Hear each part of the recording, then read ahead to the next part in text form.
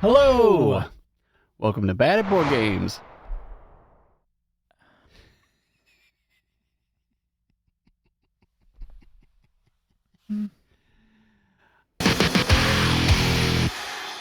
I'm Brad Lake, and he's Stover Ferguson, and we're Bad at Board Games, so you don't have to be. Today, we're going to be talking about... Hopefully, Brad's not going to touch me. But please don't. Today, we are going to be working through our top 100 games of the life our current all-times. As of now. So as of January of 2024. And today we're going to be picking up with our list, starting at game number 60, heading down to game number 51. Yay. Yay. You're so excited. Please don't. Why are you so awkward and weird? Weird. I don't think I'm awkward. Oh, I'm yes, not an awkward person. I make you uncomfortable, but that does not mean I am awkward. Comment down below if you think he's awkward. Awkward and weird are different. Making you uncomfortable, making people uncomfortable. You're making everybody not uncomfortable. An awkward thing. How about we talk about board games? Lots of them. Thank you. I'm going to start off with... Did you know 70% of you aren't subscribed? Hit that subscribe button. We do fun board game stuff here. Our AI overlords taking over the board game space. Do I know what this game is? Robo of the Rallies. Hey, there was no Terminator before Robo Rally. After Robo Rally, there was Terminator. I don't know if that's true, but I'm going to make it true.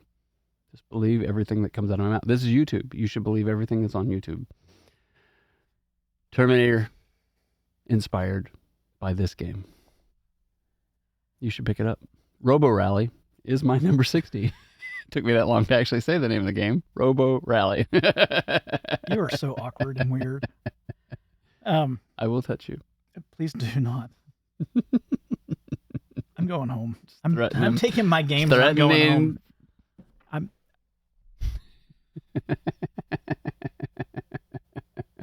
Are you done? Robo Rally. Great game. We talked about it in the last list. I don't know if we need to go into depth about it, but they reprinted it. They've got some extra maps.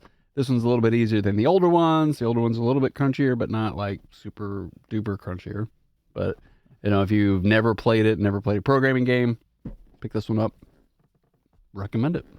It's a lot of fun, especially at higher player counts. Yeah. Because it's more chaotic. And yeah. The older one where it's got like a gray and yellow, hazard stripes or whatever on the cover. You can still see the little miniatures. Mm-hmm.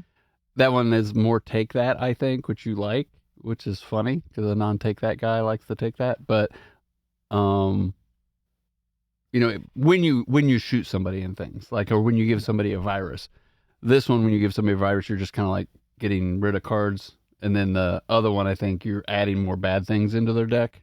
Well, there's different type of viruses and things that you can give. So and I think the virus cards are always bad in your game, and they're not always bad in this game. Yeah. Or generally bad. Yeah. So, yeah. Anyway.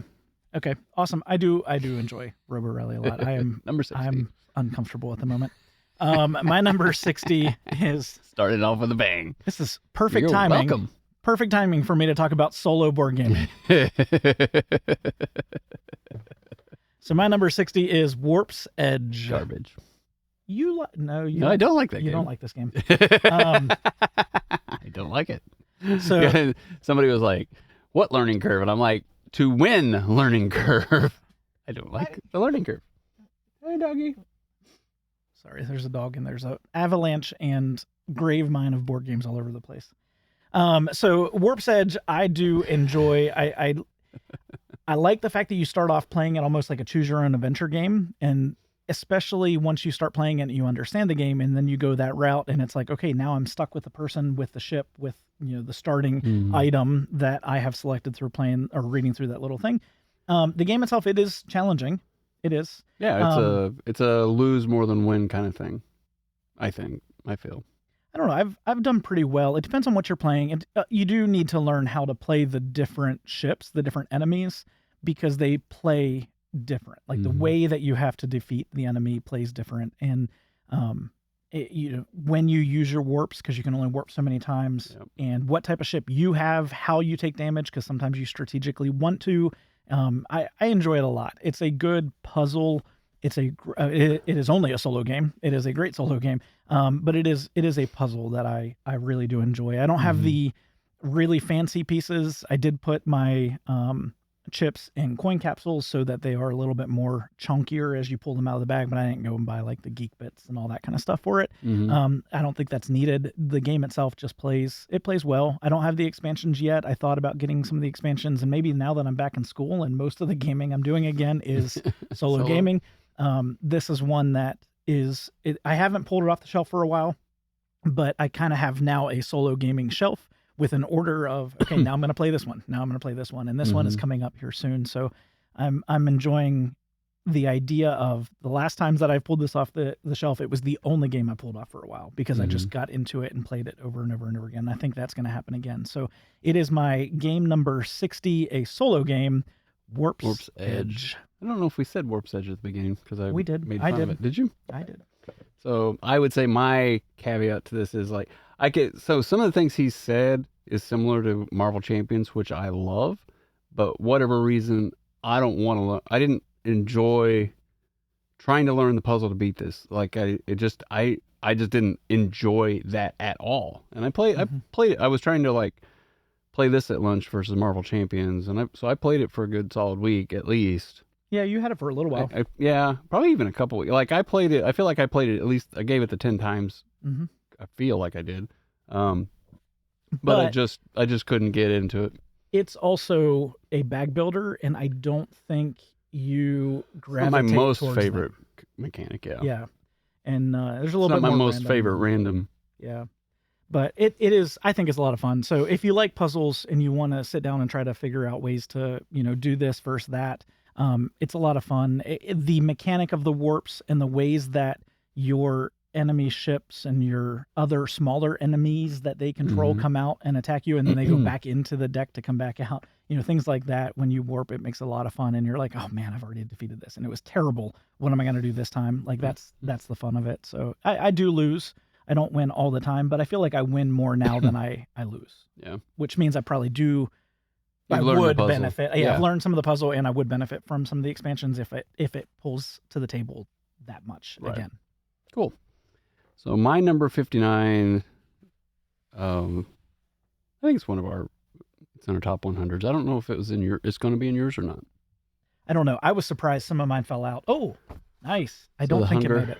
So we've done a review on this. We've done a review on Clank. We've done a Clank versus this. They're both push your luck. I prefer this one.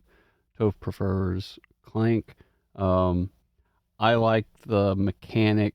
And there's definitely something like, I like mechanics where they're like I liked Empire's End because your empire is falling apart. I like this because as you add to your deck, you're adding things that are like negatives to your deck, but those negatives are also your victory points.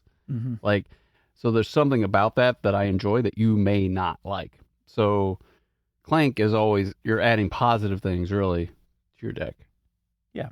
I mean, you're buying it from market. Yeah, Dude Imperium, I think, takes a lot of bag or deck building mechanics from Clank, but I think the Hunger flips it a bit, and like Richard Garfield's in this list now twice, Robo Rally and this. I like Richard Garfield games. I kind of like the middleweight things that he produces, but I really liked we're a bunch of vampires. We're going out, and then we're trying to get back to the castle before sunlight so that we don't die. And and that part of the push your luck versus the dragons coming out and going to eat everybody. Like, this I thought was pretty cool.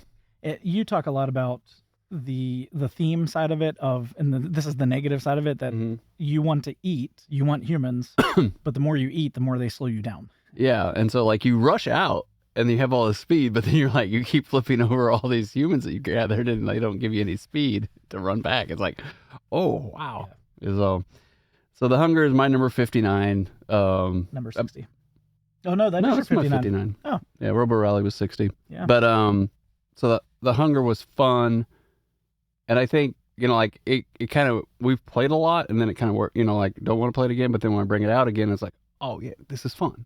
Like, so it's kind of like there's a balance, but but when you haven't played it in a while and you bring it back out, I remember why we like it so much. Yeah. The instructions are garbage. The rule instructions are garbage. Yeah, we got some rules wrong in the beginning. But yeah, after you get past that. That was my first game that I played with you all. Yes, it was. The Hunger. It is. I forget who else was there. I know Aisha was there. Me, I don't know. Aisha. It might have just been the three of us. Could have been.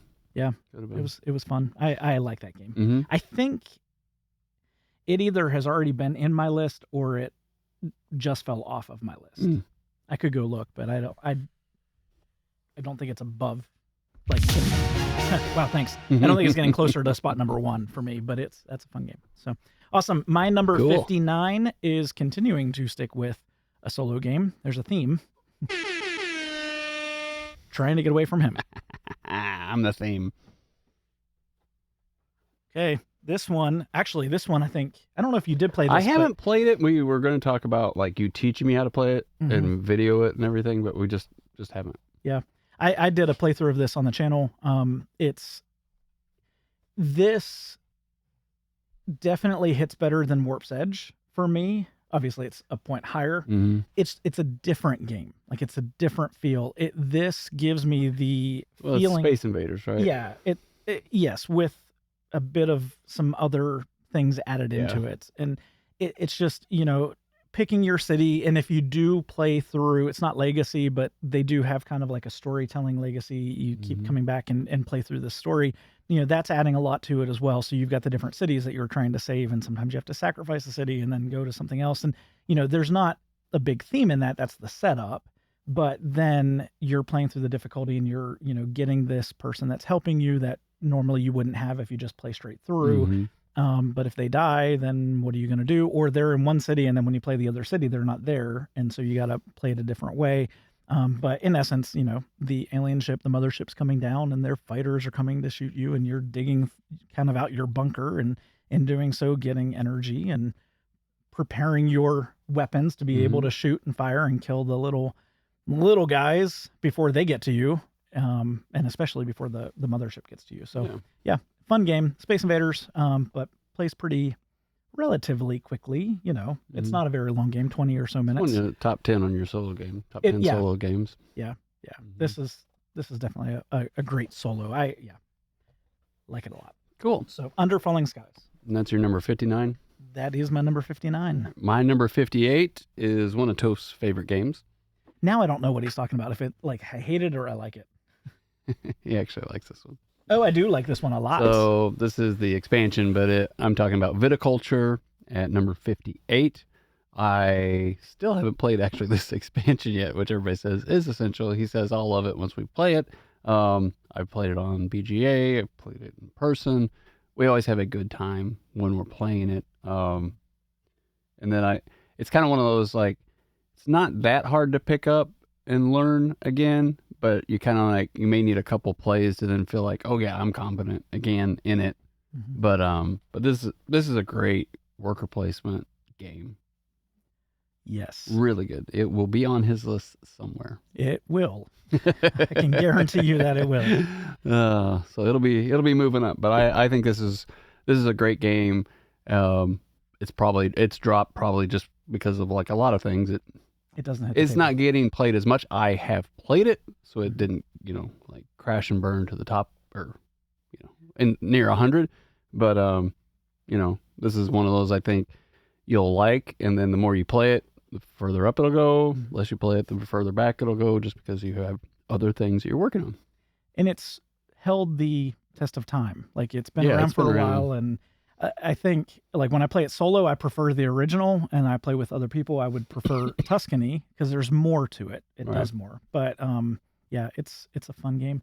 I thought we have not played it. We've together. never played Tuscany because we've always been teaching it. Yeah. And then usually when I want to play it, I'm like, I just don't want to learn anything else. It's I want to let's stay with I know how to play it. Yeah. Because he's good at it, and I feel like I want to be competitive at it, so I don't want to throw another thing in it that then I know you're going to win. So, although I don't always win. No, not now. Yeah, but we've played it enough that I can be competitive at that, and I like that. He's never beat me though. That's not true. You have won viticulture over me? Jamon, But he won. Yeah, but I was second. Oh. You were last in that one. Yeah, I was. It was Jamon, me, and Aisha beat you on that one. I didn't remember you. We all had a ton beating of points. We all got Yeah. past the end, over 25 or something. Yeah, we all did. That was a fun night. Mm-hmm. That was a good game. Yep. I love that game so much. Good game. Awesome.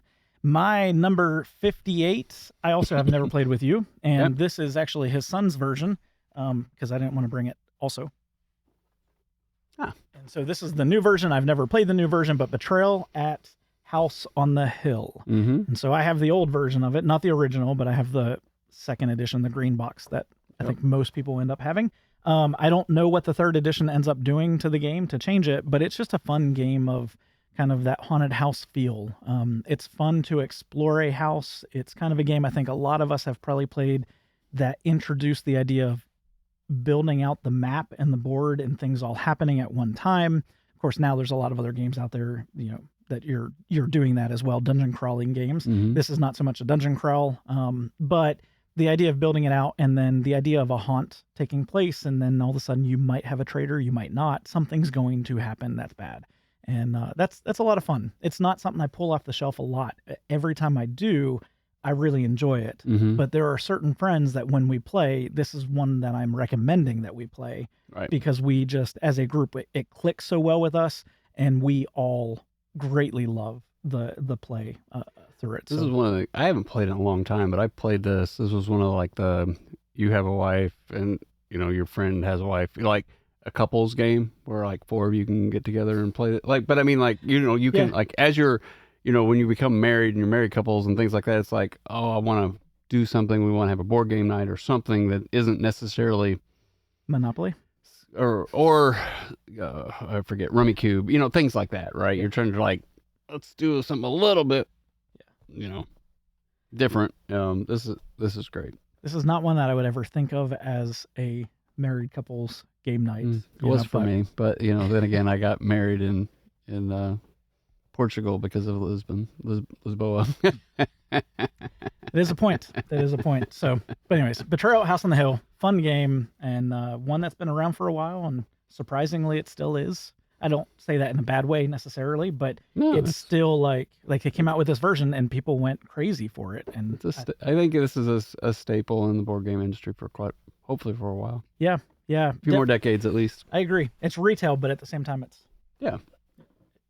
more on the hobby side than just retail. Yeah, exactly. Yeah. My number 57 is from one of our favorite designers or favorite publishers.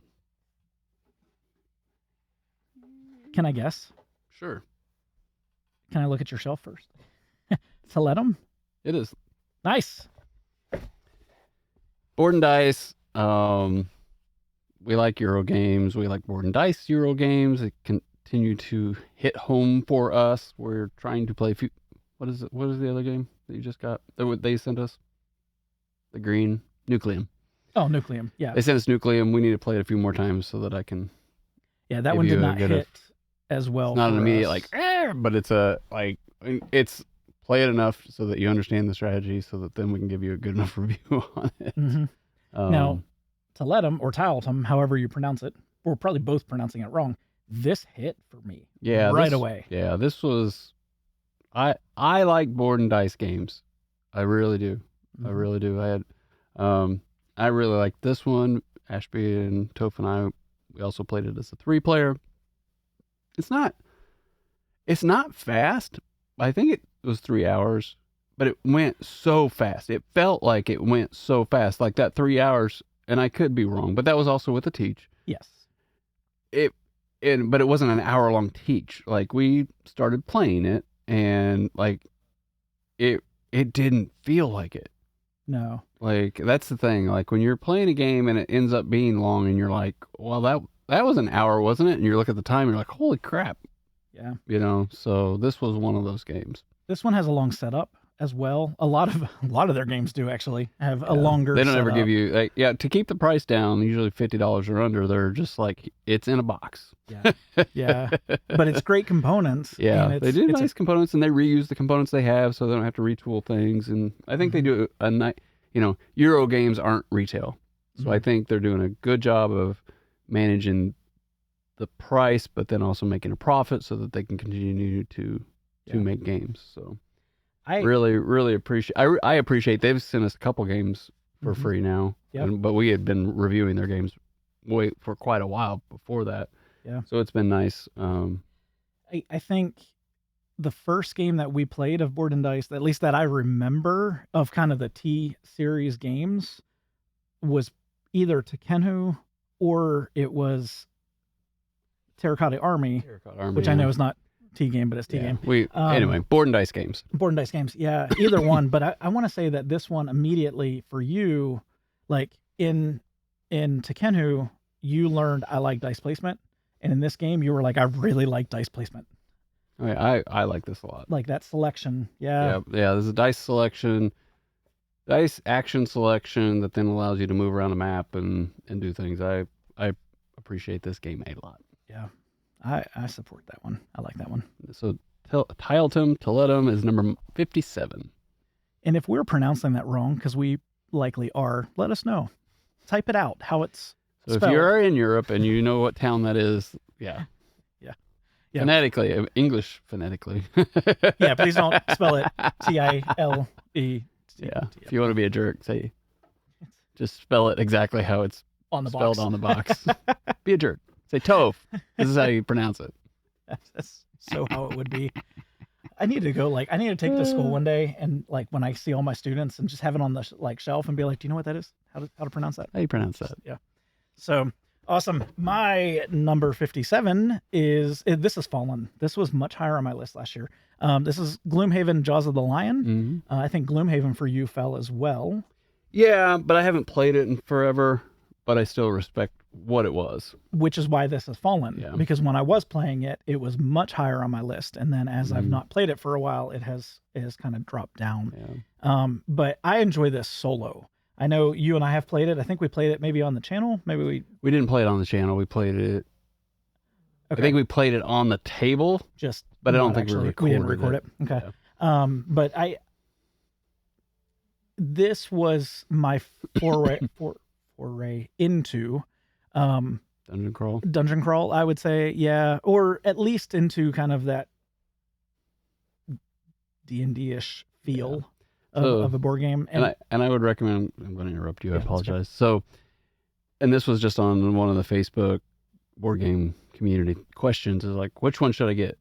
Jaws of the Lion, regular Gloomhaven, or Frosthaven? And if you're looking for an order, so if price is no object, you don't have to worry about price. Gloomhaven big box. Mm-hmm. Start there. It takes longer to set up, but it's still a better game. Or if you really want to do it for price, and or you to want a see if you computer like game, do Gloomhaven on the computer, on Steam. That's another way. They have it there, and people love it. And Alex from Board Game Co. That kind of took him over because he was doing a bunch of games, playing the board game finally because of the channel, and then he now he just likes it on Steam. If price is an object and you want it at the table, this. Yeah. Frosthaven should be the third thing you get. So, or the second. If you start with big box Gloomhaven, then you can go to big box Frosthaven. You don't need this. But if price is an issue, you want to find out, you want to play some D&D, start here. Yeah. It's cheap. It's easy to put out. You can leave it out. It doesn't take up massive amounts of room. I bought a table, not a gaming table, a cheap table. Cheap. Not a $2,000 gaming table. I bought a $400 kitchen table to put it on. This is just, it's not all of it. And this goes on sale. So if you're really looking for, I don't know if I'm going to like it and I want to jump into it, go with this. And then if you really like it, then you could invest in, the big box, because it's pretty much the same thing, except this is maps in a book that you're kind of flipping. And they kind of invented that. And now it's, you see it in Falling Skies. You see it, Sleeping Gods. Yeah. All those. Well, and even the whole series of, what's the designer? It's world building. I've played two. I've played one full campaign game, and then another one. Not me. You have not. No. It'll come to me later on, and it'll come at the wrong time. But yeah, Gloomhaven, Jaws of the Lion, that is my number 57. Again, I like to play it solo. I'm surprised I'm so bad at D&D because I do enjoy this and do pretty well in this. So that's it. I like it. I like it. Good choice. My number 56, I have only played on BGA, and I've fallen in love with this game. I think it's an semi-older. This is the second iteration of this game, and it's Marco Polo 2. So this is number 56. It's Marco Polo 2 in the service of the Khan is the whole name. But I really like it. I haven't played Marco Polo 1, so I can't compare the two. But I enjoy it. I'm to a point now where I'm like, okay, I got to figure out how to make my engine work a little bit more. You know, it's like I'm not like horrible at the game, but at the same time, there's something I'm missing where I'm not moving around the map to get. But I like the whole, it's rolling dice, taking dice to do different actions. Oh, really? Yeah. And then like, you know, you take a 6, you need a 6. You can only, if you have a 6, you can do a bunch of stuff. And then, or if you have a 1 or 2, you know, but then there's things that you get locked out of if you don't roll the right numbers. But then also, if you want to then take the action where somebody else has already gone, you have to place your die on top of their die, and it has to be a higher number, and then you pay the price based on the number of pips of the die you're putting on. So if somebody put a 1 on there and you put a 6, you're going to pay 5, or I can't remember if it's 5 because it's the difference, or you pay 6. So you really would want to put a 2 on top of the 1 to be able to take the action and only pay 2 coins. Like, you know, like there's those things, and then some spots need 2 dice.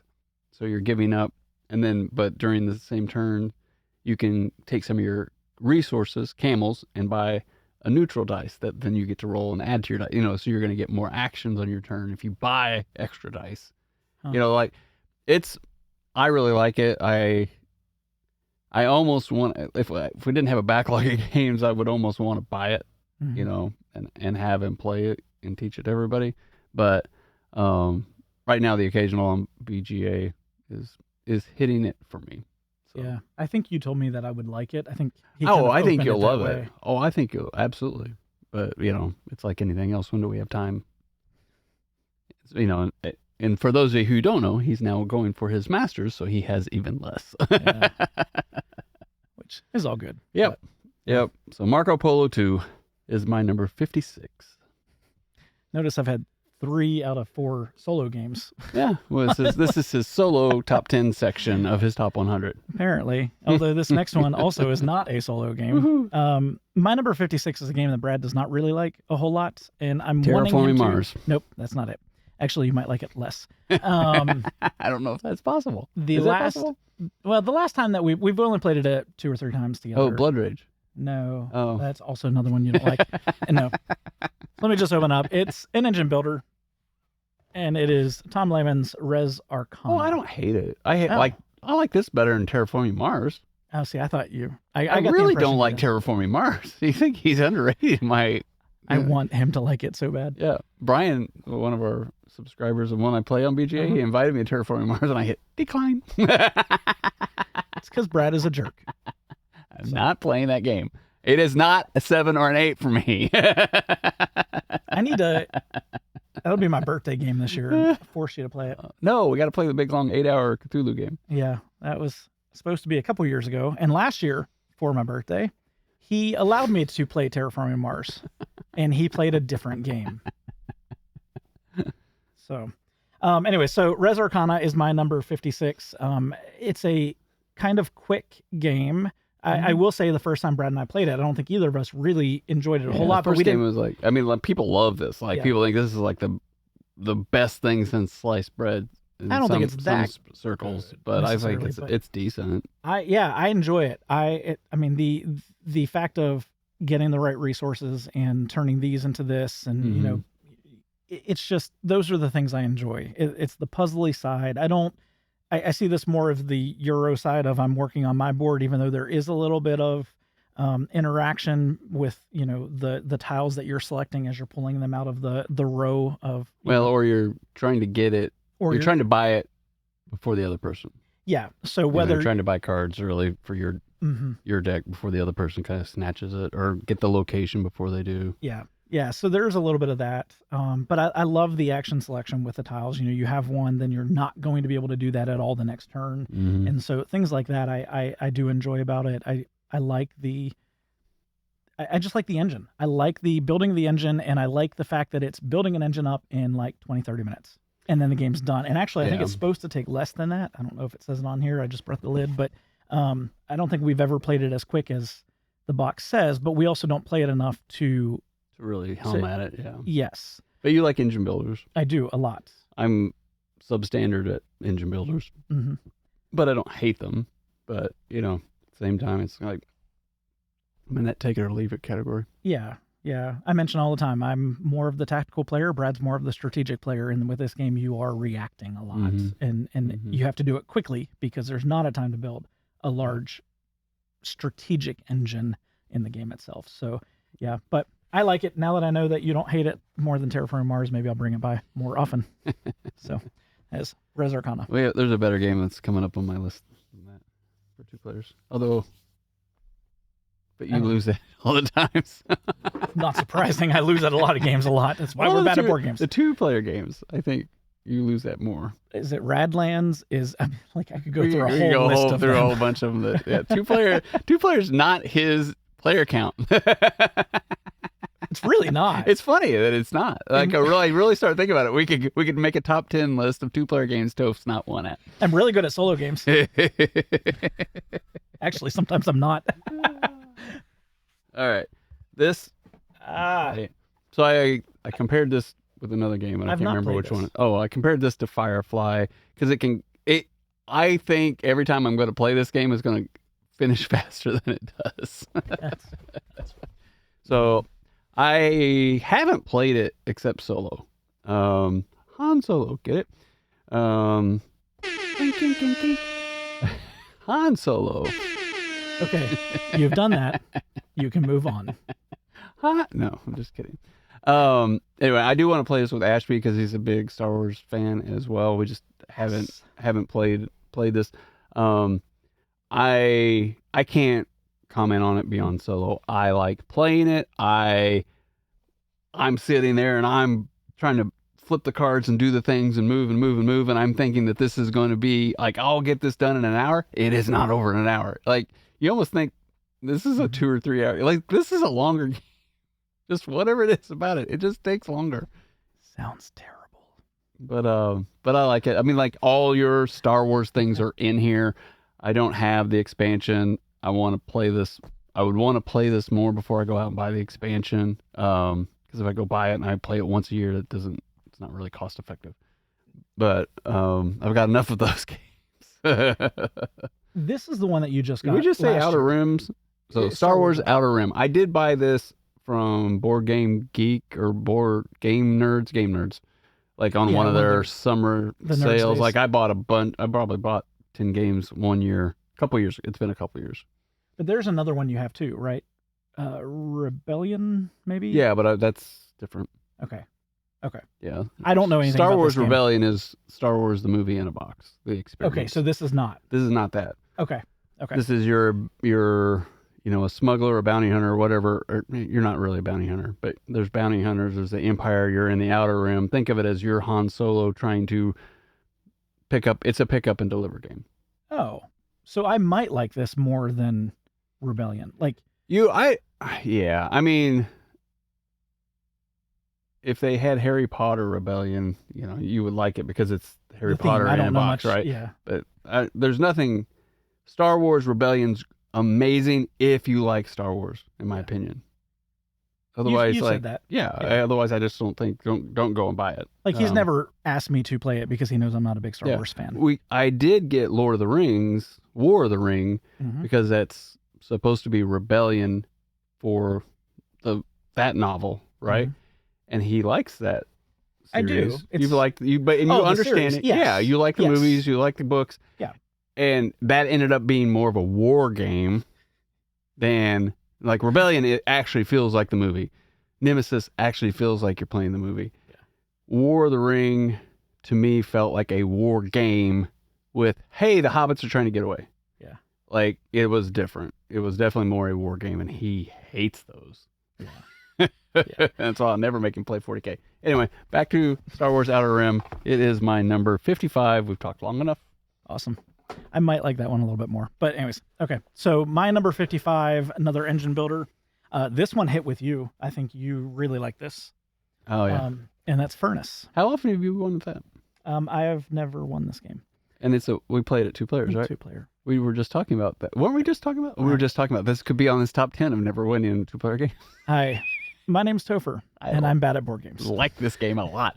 I thought I would never like this game, and then he got it because I saw it at Gen Con when it came out, and I'm just like, oh, it's got these chips, and like really, it's not a looker. But when you look at the cards, and you read the cards and do the thing, like it doesn't have a lot of table presence. No. But like playing the game, in the 2 eras and how they chain together, I like this game a lot. Yeah, I like this game a lot. Yep. I do. I've never won it, but I do enjoy the game. I do like it. So, yeah, this is another one I got to bring by. And sometimes I actually win. Brad does. Brad probably wins a lot more than we make it sound like. Brad simple wins. Games, I can play the simple games. There's some complex games that you win. I'm kidding. Okay. So I'm trying to give you the benefit of the doubt. See, I try to be nice to him, and instead he makes me uncomfortable. And yep, no, nope. We are not a violent channel.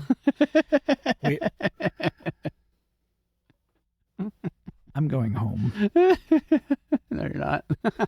No, I can't physically get out of my chair.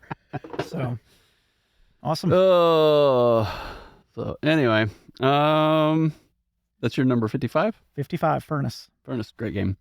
My number 54. We're on a roll of games Toph doesn't win at. Actually, the next game on my list I also don't win at. Do you have a guess? You got Haltom. That I don't win at? 2-player. Or we play a 2-player. We play a lot of games 2-player. We play most of our games 2-player. This is my game? Mm-hmm. Oh, yeah, no, never win at this game. Fantasy Realm. Thou shalt not win.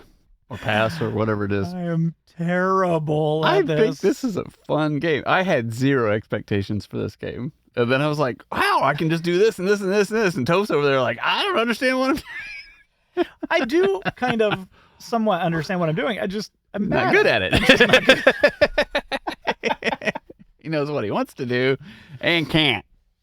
And I'm just sitting there like, wow, this works. Okay, let's play it again. Oh, that's where I'll do this instead. Bam. I like this game. I don't know how much this costs. It's not much. It's not much. This is it's probably worth it. Have we done our review on this? I don't think we have. We probably should. Yeah. This is a good one. Yeah. I enjoy it. It's cheap. I would recommend if you're looking for a cheap. Does play up to 6 people. Yes. I have no idea. It says 3 to 6, so we played it at 2. It does have rules to play too. You just play a little bit different. So but we've enjoyed it. Yeah. So and this is the deluxe edition, which has pretty much like don't do it. It has sleeves that are not very good. No, they're terrible sleeves. If you sleeve your board games, you will know that you do not like the sleeves that's in this edition. I think it did have a small mini expansion, maybe 2, but it was on sale and it was a little bit more. But I was like, okay, well, it's not that much more. I'll go with a deluxe, thinking I'd deluxify my games. Like, yeah, I'd like it. With and then, crappy sleeves. Yeah, the sleeves they're just like, oh, these are garbage. Yeah, it's like Beasts. Yeah, sleeves were they were splitting like just starting. And that's what these they do nothing. Like they're bad. Yeah. Bad. They may look nice. I'm not saying they don't look nice, and some people might like them, but like my games, well, you too. We buy Mayday premium sleeves, and there's a few others that I'll use occasionally, but they're absolutely nothing like that. So when you're used to playing with good sleeves, and then you sleeve it with those garbage, So I think I sleeved it, and then I was like, "This is awful," and I unsleeved it. Fantasy Realms, my number 54, and Toph doesn't win. So another game that I don't win. I think I have won this game, but I don't win it often. Fun. I would say a what's the word? Fun Factories? No. It's Fantastic Factories, but that's not this game. No. This was a what's the word? Like surprise. That's not the word I'm looking for, but like the surprise game for me. Brad really wanted this and bought it, and I was like, yeah, sure, I'll play it. I didn't think I would like it. It is Raw. Brad talked about this game for a very long time. They played it on Dice Tower. I can't remember who it was from Man vs. Meeple. Or no, it might have been on one of Rahdo's guys. He was down there for one of their spectaculars or something, and I saw them playing this, and then I instantly wanted to get it. Mm-hmm. But you can't, unless you want to pay $200 for the old version. So don't do that. When they finally kickstarted this, I was like, yes, mm-hmm. absolutely, got the deluxe. I think even with the deluxe, it was like $100. Like 25th Century Games did a amazing bang up job on this. Yes, worth getting the deluxe. Yeah. I was afraid I would not like it. I like Rainer Knizia's games usually. There's some that didn't hit quite as well for both of us. But he also has 18,000 board games that he's designed. This is a staple. This is one of his absolutely cream fantastic. Of the crop ones. Yeah. Cream of the crop, man. Yeah, please don't. But this is a good one. And for it being a bidding game, and I'm not usually big on bidding games, I still greatly enjoy playing this. There's still enough of a puzzle in it that you're really, it's a solid game. You're really sitting down to play a game, having to think, having to play, but yet at the same time we talk, we bicker with each other, And it doesn't take long to play. No, it's not a filler game, but it's like you feel like you played a full game, and you can play it a couple times if you want. Or like we might do a board game night, we might play this and then play another one. Whereas other nights we're playing one game because that game is 3 hours or more sometimes in length. So so Ra is my number 54. Yep, and this also plays to 5 players, which is another, great thing for hard player. Not a lot of games do. No. And when they do their party games, which our gaming group doesn't really get into party games so much. Yeah. So. This next one you can't go buy. The company folded. They made one game, I believe, and folded. So it was a Kickstarter. Alex from Board Game Co. really liked this game. I didn't back it because I found I don't quite. I'm trying to figure out which games Alex likes that I like. I've learned that I can't back things he recommends. I really have to zero in on what I like now. But I played it at Recon, which is in Kernersville here in North Carolina, and I loved it. I question if I'm going to go buy it. Like get it off eBay or something like that now. Did I play it? No. Okay. You did not. And this is Encyclopedia. Oh, you did talk about this. I really, really like this game. It kind of gives me that same fantasy realm. There's something about this. I'm getting these. I'm creating an engine. I'm able to go and do these other things with these cards and how you're doing it. I see why Alex likes it so much. I liked it a lot. I think if I could play it more, but I'm going to have to go find it used somewhere and not pay, through the nose for it. Yeah. But it was a good game. I'm sorry that they, weren't able to make a go of it. Yeah, I wish I could have got the chance to play it. Mm-hmm. It's good. So eventually I think I'll pick it up. But... Okay. If you do, I get to play it. There you go. If I can go on to my 53, it is a game that Brad has already talked about. That was your 53, right? That was my 53. Okay. Gotta make sure I'm right in my order. So my number 53 is a game that he owns. I own another in the series. It's not a series, but I've learned I do like Eric Lang games. And this is Ankh. I think it's interesting. This is pretty high up on your list, relatively. It is. Speaking. Yeah, and it probably shouldn't be, but when you start to break down the mechanics that I tend to say I don't really enjoy, this changes the way that mechanic is done. Area control in this is very different than in Inish. And that's why I say this is on my list, even though it's area control, but it doesn't feel area control. To me. The only thing I have never done is play the catch-up mechanic because Brad and his family do not play the catch-up mechanic, and so I can't comment on that. But he said I won't like it anyways, and the idea of it I don't like. But I don't like the idea of combining. It is 2 people combining to play 1 player, and whoever is the most powerful of those 2 is really the main player. To me, that's why? Just play it out. Just play it out and see what happens. Yeah, it's okay to lose a game. We do it a lot. And I've played this at 2, 3, 4, and 5 players. Oh, I didn't know it played 5. Yeah, I'm pretty sure. Or we had the expansion, but okay. I don't know. Anyways, I am almost sure it plays 5. Doesn't. show it on this part. I enjoy this a lot. I think I like Blood Rage. Oh, I know I like Blood Rage better. You like Blood Rage better. I know I do. But I do. There's enough to this that is so unique. It's unlike things I own or have really played. And that's some of that area control, because I typically don't like that. And this does it in such a different way, in the way that you can kind of redraw some borders, and the way that you just, those little things make this a game that constantly I'm like, oh, wait, look at this, and, do this. So those are the things I like about it. It also looks beautiful. We love Simon games. Miniatures are cool. Yeah. And your son has painted up, or I think he did. Yeah, he's painted up a few of them. Yeah, so that makes it look even better on the board. So yeah, so Ankh is my number 53. Nice, great game. Yes, this next one is a new to me this year game, but it's been around a while, and I like playing on BGA. I like playing it. I traded to get this for the table, and I've played it here. You didn't get to play it. All the good games I don't get to play. Well, I think this is a good game. Oh. This is a lighter game. I just like I like how it works. Yeah, I will like this. So It's a Wonderful World, number 52. I have yet to play the expansions. If you want to play it and learn it, play it on BGA. If you have that, I'm sure you can pick this up relatively cheap. There is an expansion for it, but it doesn't take that long.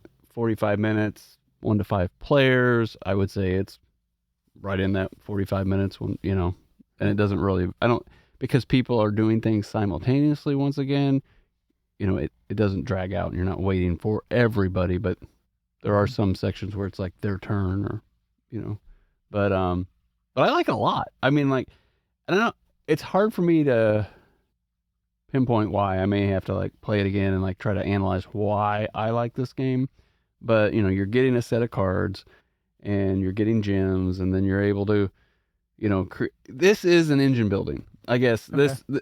So you would like this because of this engine. You're trying to get enough cards from your tableau or your hand to then get it in your engine. So on your turn, you get all these gems, and then those gems allow you to put it on the cards that you're trying to get, to then bring them, build them, and then bring them over to your production area, right? So you're trying to build these things using the gems of different colors.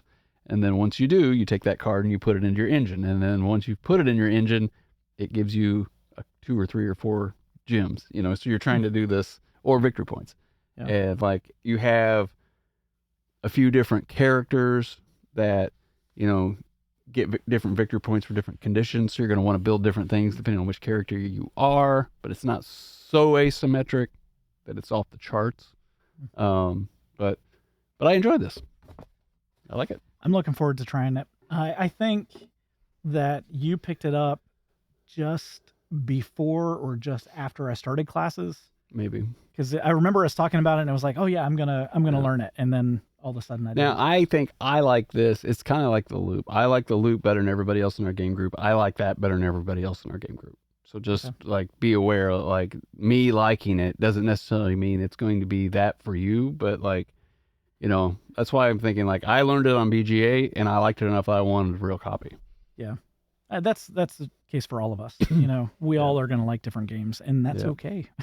Exactly. That's why there's 18,000 games in this. Exactly. So It's a Wonderful World base is my number 52.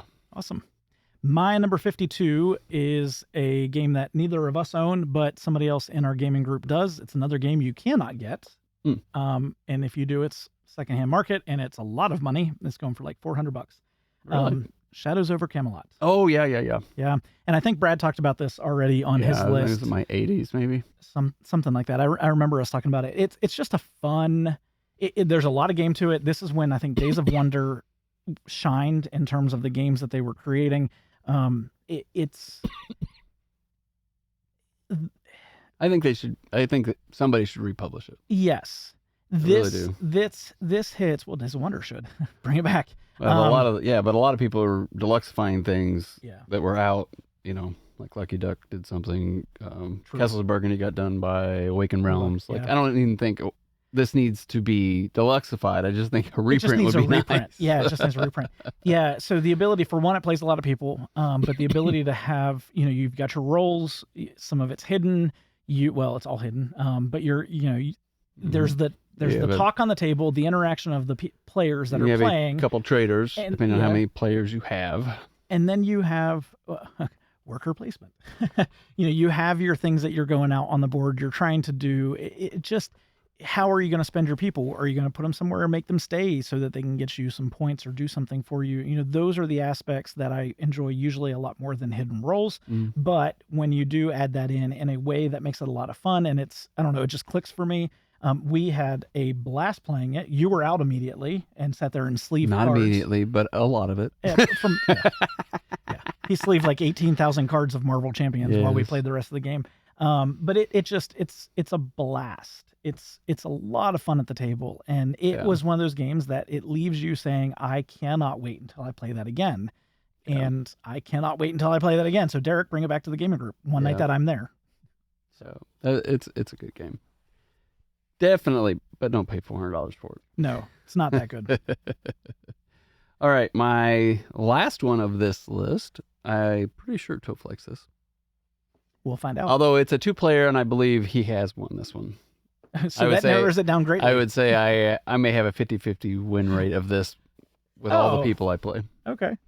And Caper Europe, it's got game trays, Yeah, the production of it's nice. I forget, holder system, Mhm. so, and then all the cards are nice and all the components are nice, even though they're not metal coins. The problem that you will have learning this is the scoring mechanism. I think the instructions on how to score this game is garbage. Yeah. It is not an easy understanding. But once you get it, or once you start reading or looking up, or how's this do and whatever, I think they did a completely garbage way of explaining the in-game scoring in this. But once you get past that, this is a lot of fun. Yeah. And it has some take that if you want to do that, but like you can't win just like throwing take that on somebody else. So you have to play, to win. And it's only 2 players. So it's not like, oh, I'm going to mess up Toph, so, Joe over here will win. It doesn't work that way. No, It's it's kind of a tug of war. Yeah, Ish. it is a tug of war game, absolutely. But you're also building out the different buildings that you're trying to steal from. So you think of Ocean's 11, Ocean's, all that, and you're going out and robbing the Louvre, or you're robbing, some museum in Rome or whatever. And then the different cities that you're robbing in are kind of like you're escalating, and it gets harder as you go through. Mhm. I think there's like 4 or 5 cities in this base game, and there's a lot of game in here for what it is. I Yeah. think they've done a really nice job. I think you and Ara played that quite a bit. And Yeah, this we was one of played a our handful. tops. This might have been our top, or like it was definitely Top her five, number something. 1 game in our top games for couples at one point. I don't think this would still be our number 1, but I think it would still be on our top 10 list. I don't think that list would get too shooken up like a bunch of new games coming in. I just think they would, kind of move around a bit. Yeah. But she likes to play the same game over, where I like to play a bunch of new games. I like both. I will say there's something about sometimes just continuing to pull off the games that Oh, we yeah. like off the shelf and play them over and over again. Yep. So Yep, awesome. for sure. My last game of this list, number 51, is kind of another one of those party feel games, and it is Dead of Winter. So it's funny. I was thinking of this with Shadows of Camelot when you were Okay. talking. Like I was like, it kind of has that same. It's not any more different, but like for our group, it Yes. feels the same kind of energy, the same kind of fun. Yeah, this one, I've played this a whole lot more than Shadows over Camelot.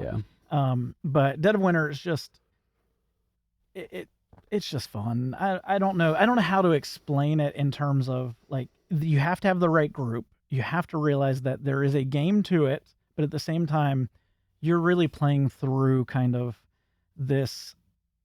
zombie apocalypse. Yeah, it's more like the story. Like you're playing through like a Mhm. story, and then there are some fun mechanics that will come up into it. There is kind of the trader mechanic. There is the ability to vote people out of the colony, and that's kind of wild and weird to play. I don't know if we have done that in our group yet, But sometimes that'll come up. I love the Crossroads games. I mean, of course, that's something that they do, but I love the deck and how they come up. The story side of it, we all kind of, I think most of us in our gaming group get into like the reading of the story and what are you going to do? Are you going to let the kids die? Or are you going to do this? Are you going to do that? Those are the things that make this game shine. And I can't say it's a huge, deep board game to play, but it has enough of that board game that it's not just, It's fun. Yeah, it's fun. It's fun. Every time we play it, we usually end up just laughing and having a good time with it. It's not a giant thinker, but you can't not think. But then you also have a trader. Sometimes you might have a trader, yeah. And so yeah, it makes it fun. Yeah, it's a good one. It's a good one. Yeah. Zombie apocalypse. Yeah. Nothing So like it. what did you think? Do you have a 60 to 51 or whatever we did here? And comment down below. Let us see what you like. Which ones are hitting for you on our list? Which ones don't you like? Like not in your top 100? Are there any of those? I'm curious to know. I like understanding what you enjoy. So yeah. If you enjoyed it, give it a thumbs up. If you're not subscribed, please do so. We would love to have you joining us for future videos. And we also want you to be able to see the rest of our list and whether or not it actually hits or it completely fails. why mine's better than Toph? It's not. But sure, if you want to say that, you can. Anyway, just remember, no matter how you play, whether it's solo, with family, or friends, Enjoy whatever games you are bringing to the table. have a great night.